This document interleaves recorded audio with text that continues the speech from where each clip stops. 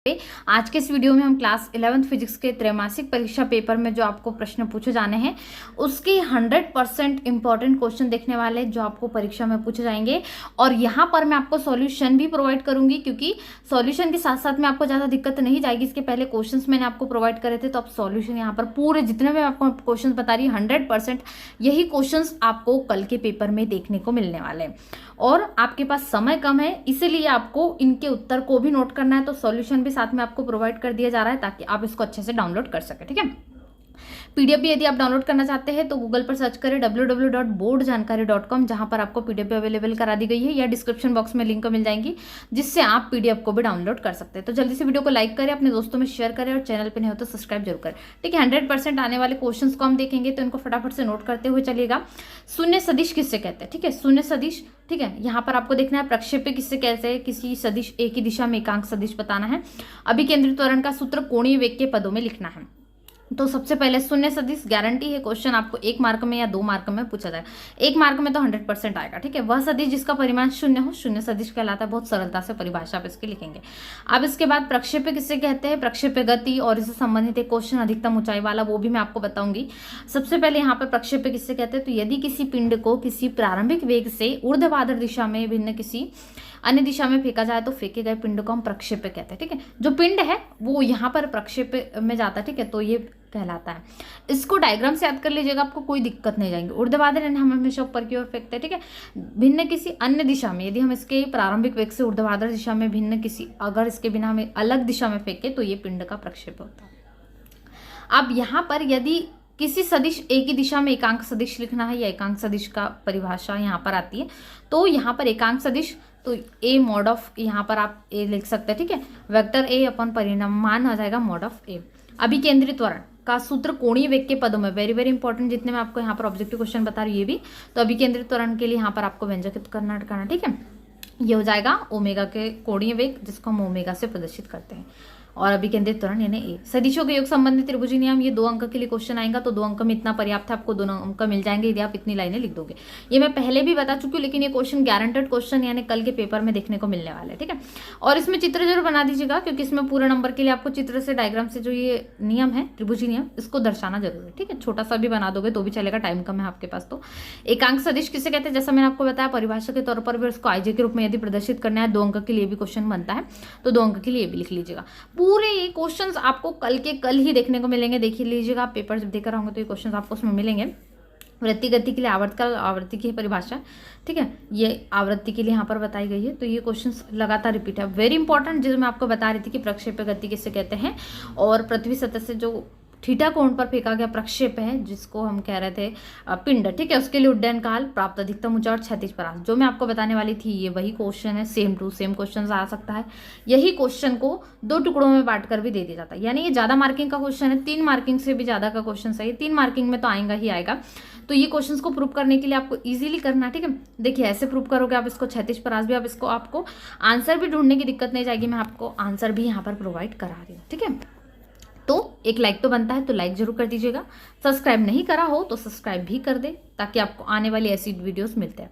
वृत्ति गति किसे कहते हैं? एक समान वृत्ति गति के लिए अभिकेंद्रित त्वरण याद कीजिए। ठीक है, तो ये वृत्ति गति हो जाएगा।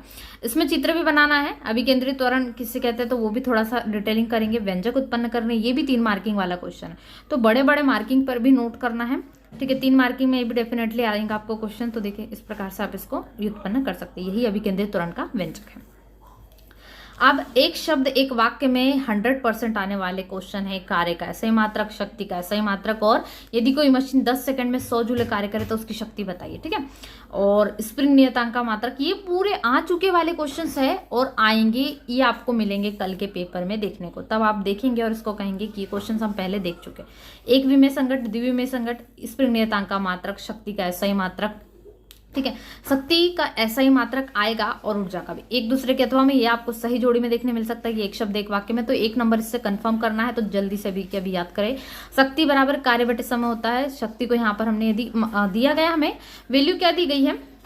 ठीक है, पहले क्वेश्चन में यहाँ पर हमें 10 सेकंड दिया गया। ठीक है, तो 10 सेकंड और 100 जूल, तो यहाँ पर हम मान रख देंगे, क्योंकि कार्य हमारा क्या हो रहा है, कार्य और ऊर्जा बराबर, यानी 100 जूल यहाँ पर कार्य हो रहा है, जूल का, और 10 हमें सेकंड दिया गया समय में, तो 100/10 यानी 10 आ जाएगा। शक्ति का मात्रक वाट होता तो 10 वाट। ऐसे हल करना है आपको, ठीक है। कार्य कैसे मात्रक जूल होता है, शक्ति कैसे मात्रक वाट। ये थोड़ा 2 अंक में भी यदि आता है तो इसको भी आप निकाल के अच्छे से बता दीजिएगा, ठीक है। इसके बाद में यहाँ पर चौथा क्वेश्चन क्या था हमारा, जब बल और विस्थापन के मध्य अधिक कोण हो तो कार्य की प्रकृति कैसी होगी, तो ऋणात्मक होगी, ठीक है। और स्प्रिंग नियतांक का मात्रक क्या होता है, न्यूटन पर मीटर। वेरी इंपॉर्टेंट, जल्दी से लिख लीजिए स्प्रिंग नियतांक का मात्रक, रेड पेन से नोट कर लीजिए। और इसके बाद में यहाँ पर आपको द्रव्यमान ऊर्जा तुल्यता का समीकरण यानी आइंस्टाइन समीकरण इसको भी कहा जाता है, E=mc², ठीक है। अब एक विमेय संघट्ट द्विविमेय संघट्ट गारंटी है, क्वेश्चंस आपको 1 मार्किंग या 2 मार्किंग के लिए दोनों साथ में पूछ लेंगे, ठीक है।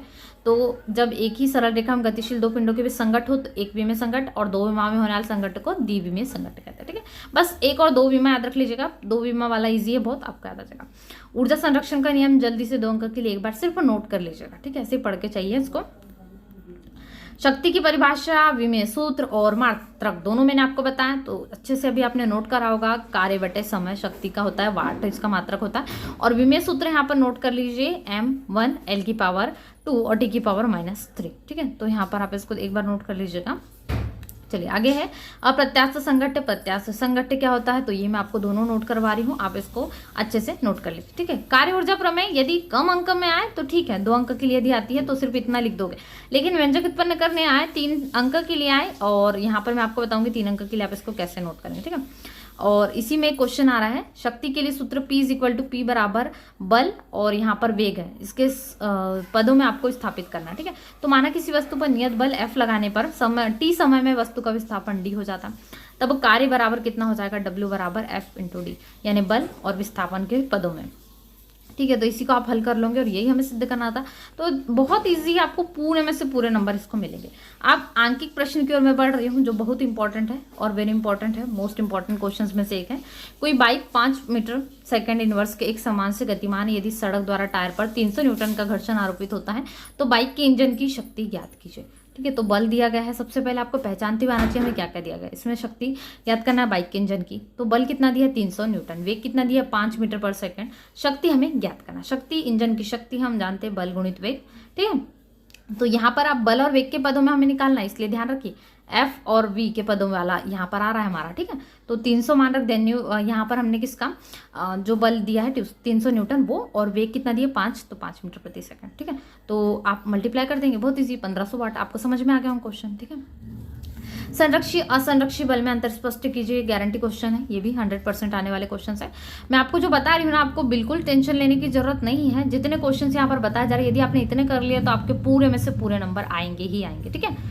तो संरक्षी और असंरक्षी बल में मैक्सिमम 4 अंतर जरूर पढ़कर जाना, ये ज्यादा मार्किंग वाला क्वेश्चन है और आ सकता है, ठीक है।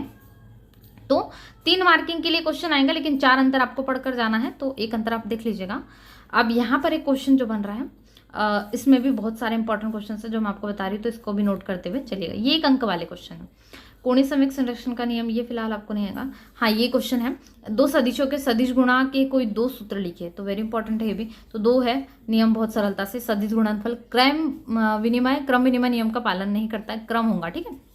और सदिश गुणनफल वितरण नियम का पालन करता है, वेरी इंपॉर्टेंट क्वेश्चन सही है। कोणीय वेग रेखीय वेग में संबंध भी छोटा सा यदि आए तो यहाँ पर सिर्फ फॉर्मूला नोट करके चले जाइएगा। द्रव्यमान केंद्र किसे कहते हैं, मोस्ट इंपॉर्टेंटली क्वेश्चंस में से एक है ये भी, तो ये भी एक बार आपको देख लेना। आपको आंसर इसलिए बता रहे ताकि आपको कोई दिक्कत नहीं जाए, और आपके पास समय कम है तो आप इनको जल्दी से कंप्लीट कर ले, ठीक है। इसके बाद में हम आगे क्वेश्चन देखते हैं। किसी घूर्णक, ये भी बेस्ट इंपॉर्टेंट क्वेश्चंस में से एक है जो आ चुका है, इंजन की शक्ति ज्ञात करने वाला। देखिए एक क्वेश्चन हमने अभी देखा था जिसमें सरलता से हमें दिया गया था बल और वेग, इसमें हमें क्या क्या दिया वो भी नोट करने वाली चीज है, ठीक है। यहाँ पर इंजन का हमें बल आघूर्ण दिया गया है और घूर्णक रोटर का दिया गया, तो ये भी देखिए इंजन की शक्ति हम ऐसे निकाल सकते हैं फॉर्मूला से, बहुत ईजी है। आंकिक प्रश्न भी मैंने आपको बताया, ये वो क्वेश्चन है जो पूछे जाने हैं आपको, और ये क्वेश्चंस कारण स्पष्ट कीजिए में 2-2 मार्किंग वाले क्वेश्चन में मिलेंगे, ठीक है। तो ये भी आप एक बार देख लीजिएगा। प्रक्षेप्य गति वाला क्वेश्चन हम देख चुके हैं, ठीक है। जिन्होंने नहीं देखा है वो कॉपी के अनुसार इसको नोट कर सकते हैं। अधिकतम ऊंचाई के लिए जो मैंने आपको बताया था वो जल्दी आपको याद हो जाएगा, ठीक है। एक समान वृत्ति गति किसे कहते हैं ये भी आपको याद होना चाहिए बहुत इजीली, एक समान वृत्ति गति के बारे में। प्रक्षेप्य गति किसे कहते हैं, ये भी बहुत सरलता से मैंने आपको बता चुकी हूँ, तो ये भी एक बार नोट कर लीजिएगा। क्रिकेट के खेल में गेंद लपकते समय खिलाड़ी अपना हाथ पीछे क्यों खींच लेता है? गेंद को लपकते समय हाथों को पीछे कर लेने पर समयांतराल का मान बढ़ जाता है, ठीक है, कम नहीं होगा, समयांतराल का मान बढ़ जाता है, जिससे संवेग में परिवर्तन की दर कम होती है, एक दूसरे के अपोजिट, ठीक है। इसलिए हाथ पर लगने